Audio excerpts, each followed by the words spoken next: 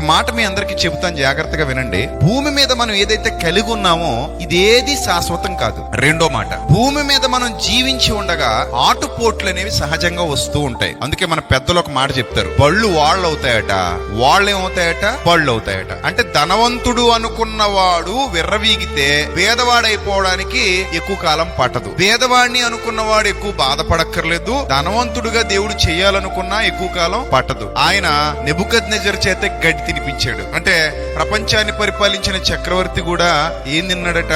గడ్డి తిన్నాడట. అంటే మనం ఉన్నదాన్ని బట్టి అతిశయపడడానికి వీలు లేదు, ఉన్నదాన్ని బట్టి విర్రవీగిపోవడానికి వీలు లేదు. ఎందుకంటే ఏ క్షణాన్ని ఏం సంభవించబోతోందో, ఏ క్షణాన పరిస్థితి ఎలా మారబోతోందో, ఏ క్షణాన దేవుడు ఎవరిని ఎక్కడ పెట్టబోతున్నాడో మనకు తెలియదు. గొర్రెలు కాసుకున్న వాడిని తీసుకెళ్లి రాజుని చేశాడు, అమ్మబడిన వాడిని తీసుకెళ్లి ప్రధానిని చేశాడు, గొప్పవాడు అనుకున్న వాడిని తీసుకొచ్చి నేలన కూర్చోబెట్టాడు. సో కాబట్టి ఆయన ఏదైనా చేయగలడు.